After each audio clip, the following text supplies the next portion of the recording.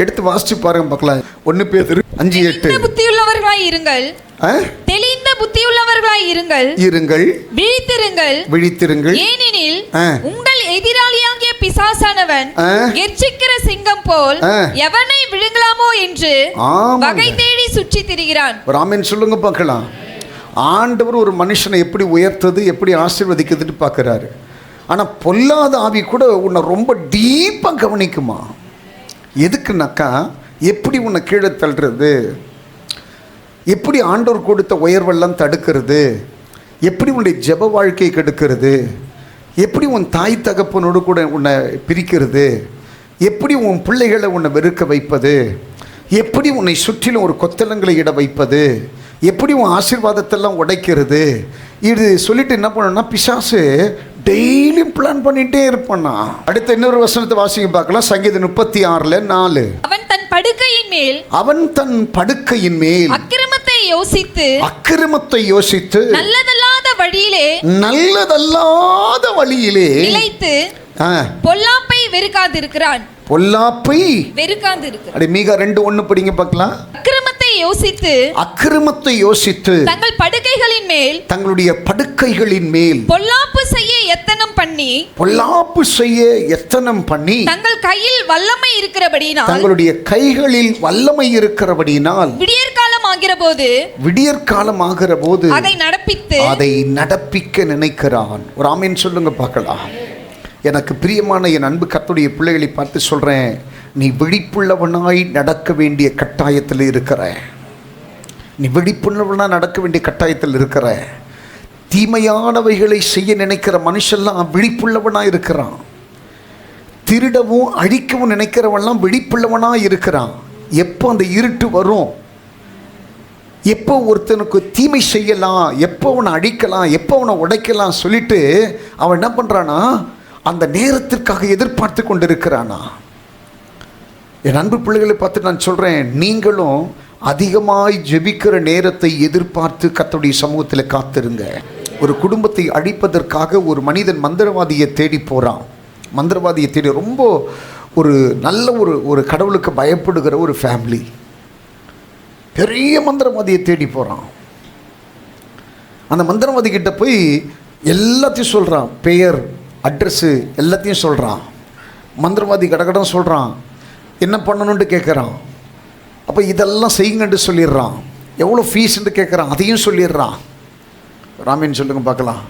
கடைசியில் அந்த சம்பந்தப்பட்ட மனிதனுக்காக அவன் மாந்திரீகம் செய்வதற்கு தொடங்க ஆரம்பித்த போதே அந்த மந்திரவாதியுடைய நாக்குகள் எல்லாம் கட்டப்பட்டதான். அதற்கு பிறகு அந்த கையை எடுத்து அவன் மந்திரம் செய்ய நினைச்சப்போ 2 கைகளும் கட்டப்பட்டதா. அடுத்தது பயத்தில் அவன் எழும்பி நிற்க ஆரம்பித்த போது 2 கால்களும் செயலுக்க ஆரம்பிச்சிட்டான்.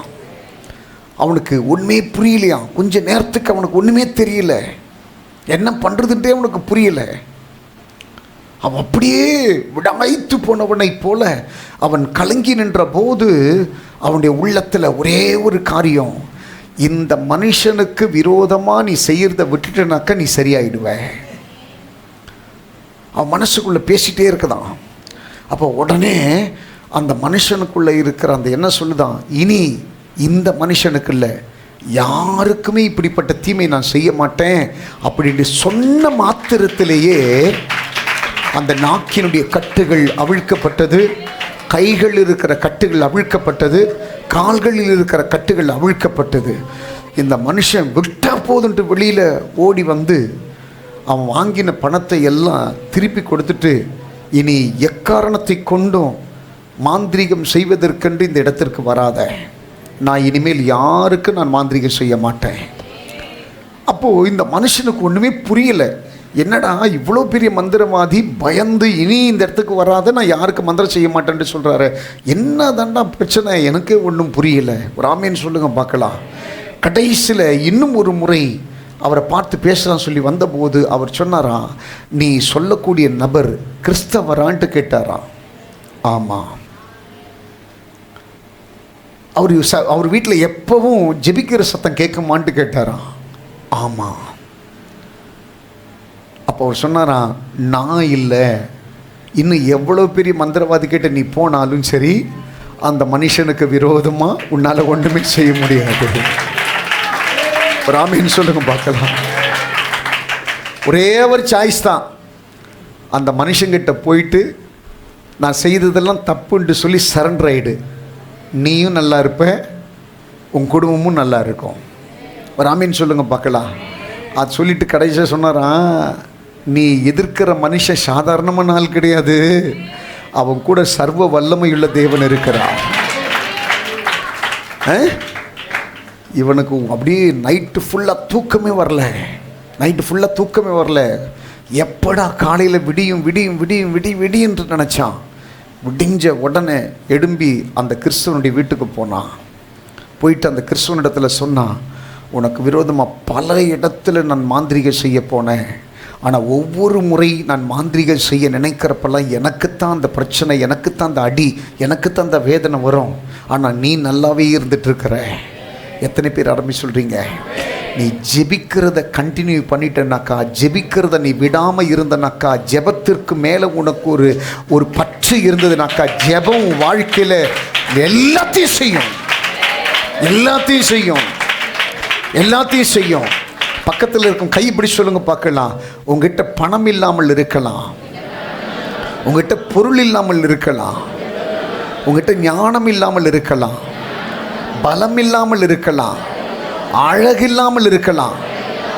ஆனால் உங்ககிட்ட மிகப்பெரிய பொக்கிஷமாகி ஜெபம் இருக்கிறது. நீ ஜெபிக்கிற ஜெபம் உனக்கு விரோதமாக இருக்கிறவனை சமாதானமாக உட்கார விடாது.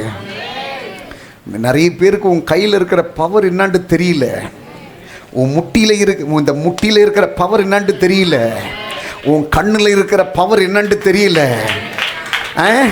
நீ கை கூப்பி ஜெபிக்கிற அதனுடைய பவர் என்னான்னு தெரியல. நான் சொல்றேன், ஜெபிக்கிற தேவ மனுஷனை கர்த்தர் அக்கினி ரதங்களினாலே கர்த்தர் தாங்குகிறாரா. அந்த மனுஷனுக்கு முன்னாடி ஒருத்தனையும் கர்த்தர் நிலை நிற்க விட மாட்டாரா. ஒருத்தர் ஆமென் சொல்லுங்க பார்க்கலாம். தானியேலை தந்திரமா கொண்டு போயிட்டு சிங்கங்களுடைய கெபியில போட்டுட்டு ராஜா ராம் முழுவதும் தூங்காம கஷ்டப்பட்டு எப்படா விடிய நினைச்சு அப்படியே கொஞ்சம் கொஞ்சமா போயிட்டு கெபியை தட்டுறான். தட்டி, தானியேலே, ஜீவனுள்ள தேவனுடைய தாசனே, அடுத்து சொல்றாரு, நீ இடைவிடாமல் ஆராதிக்கிற தெய்வம் உன்னை சிங்கங்களின் வாய்க்கு தப்புவிக்க வல்லவராயிருந்தார். கையை தட்ட மாட்டேங்க. ராமன் சொல்லுங்க பார்க்கலாம். அல்லேலூயா. எஸ்தரின் புஸ்தகம் 9வது அதிகாரத்தில் முதல் வசனத்தை ராஜாவின் வார்த்தையின்படியும் அவருடைய கட்டளையின்படியும் செய்யப்படுகிறதற்கு ஆதார் மாதம் என்கிற 12ஆம் மாதம், ஆதார் மாதம் என்கிற 12ஆம் மாதம் 13ஆம் தேதியிலே யூதரின் பகைஞர் அவர்களை, இந்த வசனத்தை கொஞ்சம் கவனிங்க.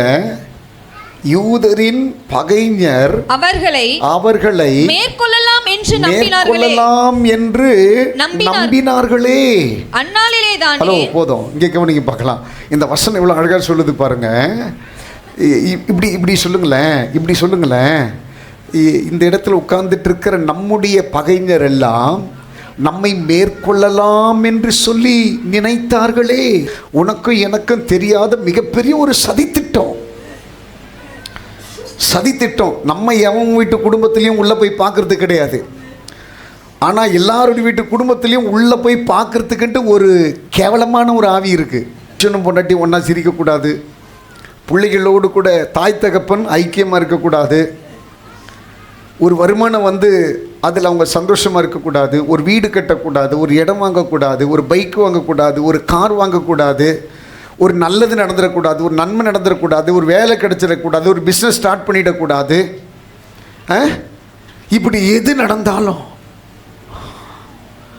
அப்படின்ட்டு உள்ளே போய் துருவி துருவி பார்க்கறதுக்குன்ட்டே சில ஆவிகள் இருக்குது. பக்கத்தில் கைப்பிடிங்க பார்க்கலாம். உன்னை எவ்வளவு துருவி துருவி பார்த்தாலும் உன் சீக்ரெட்டோட லாக்கர்லாம் ஜீசஸ் கிட்ட இருக்கு. ஒன்று கூட தொட முடியாது. சந்தோஷமாக இருக்கிறீங்களா? தொடவே முடியாது. தொடவே முடியாது. நான் சேலஞ்ச் பண்ணி தான் சொல்கிறேன். உன் வேலையை தொட முடியாது, உன் பிஸ்னஸை தொட முடியாது, உன் சரீரத்தை தொட முடியாது, உன் குடும்பத்தை தொட முடியாது, உன் பிள்ளைகளை தொட முடியாது, உன் ஜீவனை தொட முடியாது, உன் நன்மையை தொட முடியாது, உன் கிருபையை தொட முடியாது. ஒரு ஆமேன் சொல்லுங்க பார்க்கலாம். இதற்கெல்லாம் காவலாளி நான் இல்லை, அவரு. ஒரு ஆமேன் சொல்லுங்க பார்க்கலாம். அல்லேலூயா. சில நேரத்தில் பிசாசு கூட எப்படி ஏமாந்துடுறான்னாக்கா, நான் தான் இந்த வீட்டுக்கு காவலாளி நினச்சி என் பலகீனத்தை பயன்படுத்தி என்னை ஒடுக்க நினைக்கிறான். ஆனால் இந்த வீட்டினுடைய காவலாளி, எனக்குண்டான காவலாளி நான் இல்லை, அவர் பலசாலி. ஒரு ஆமேன்னு சொல்லுங்க பார்க்கலாம். அல்லேலூயா, அல்லேலூயா. அந்த வசனம் அந்த அழகை எப்படி சொல்லுது பாருங்களா. திருப்பி போடுங்க. அதை யூதரின் பகைஞர், அதாவது நம்முடைய பகைஞர், அவர்களை மேற்கொள்ளலாம் என்று நம்பினார்களே. அந்நாளிலே தானே, இந்த பாருங்க, அடுத்த ட்ரிப் பாருங்க.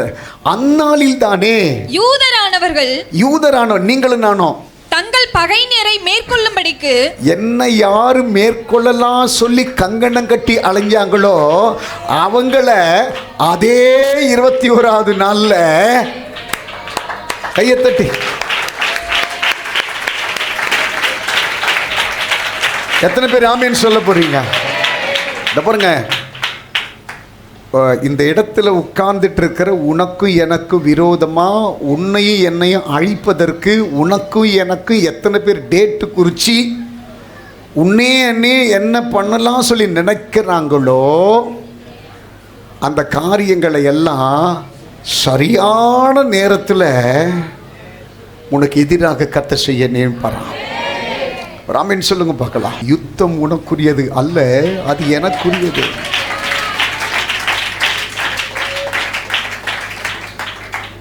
நீங்களும் நான் என்ன பண்ணணும் தெரியுமா?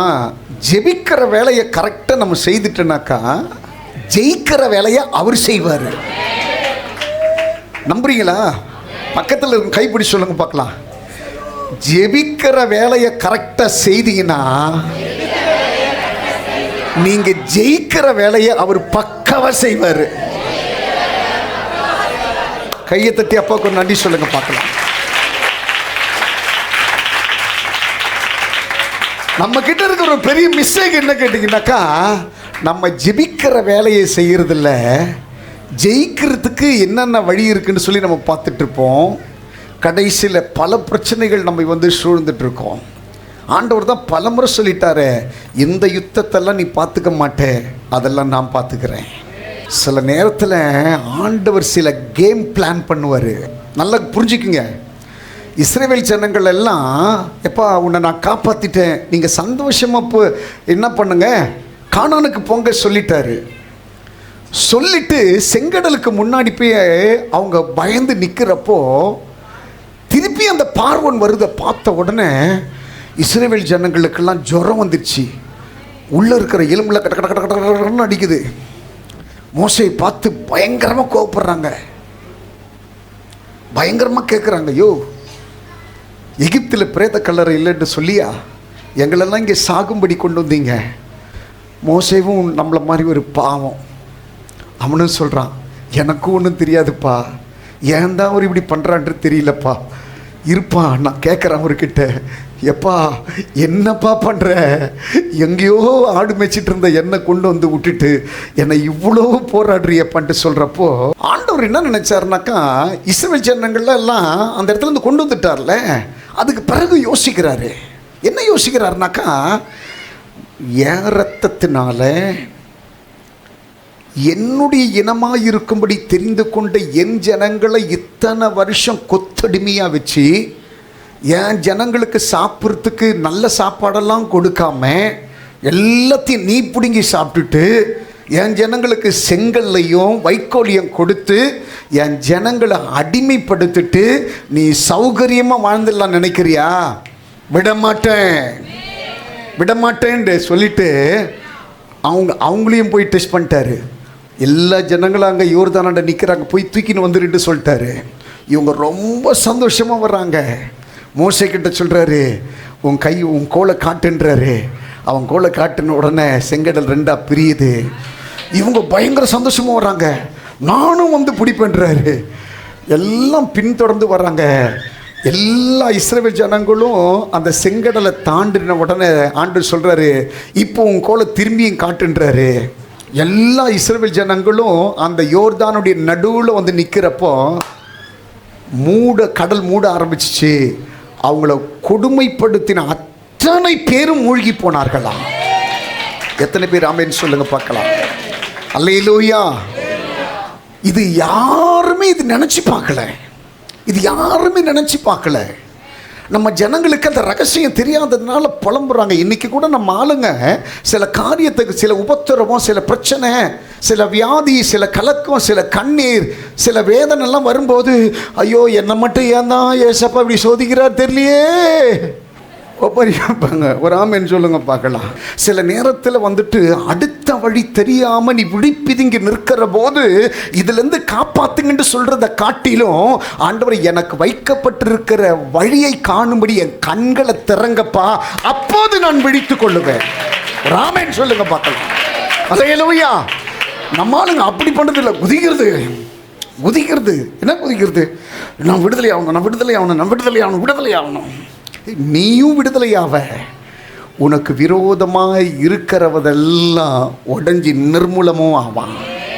ஒரு ஆமீன் சொல்லுங்க பார்க்கலாம். இந்த பாருங்க, எப்போ நீ ஜெபிக்க ஆரம்பிக்கிறப்போ பிரச்சனை அதிகமாகுதோ அப்பெல்லாம் உன் ஜெபம் பயங்கரமாக கேட்கப்படுதுன்ட்டு அர்த்தம்.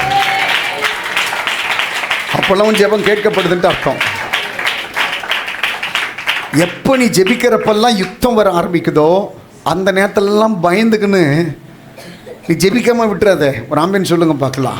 காரியத்தை மாறுதலாய் நம்முடைய வாழ்க்கையில் நடக்கணும்னாக்கா நம்ம அதிகமாக ஜெபிக்கிறவர்களாக இருக்கணுமா.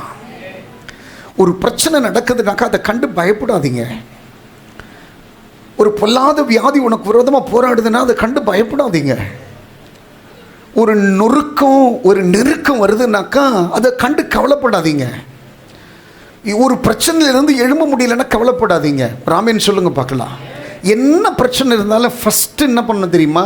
உங்கள் ஊழியக்காரங்களுக்கு தெரியப்படுத்துங்க. இது ஃபஸ்ட் எய்டு மருந்து மாதிரி. அடுத்தது என்ன பண்ணணும்னாக்கா, உங்கள் தெய்வத்தினுடைய சமூகத்தில் காத்திருந்து ஜெபிக்கணும். வேறு யார்கிட்டையும் ஓடாதீங்க. இந்த 2 காரியத்தை கரெக்டாக ஸ்டெப் எடுத்துட்டிங்கனாக்கா கர்த்தர் உங்களை ஆசீர்வாதமாக வைப்பார்.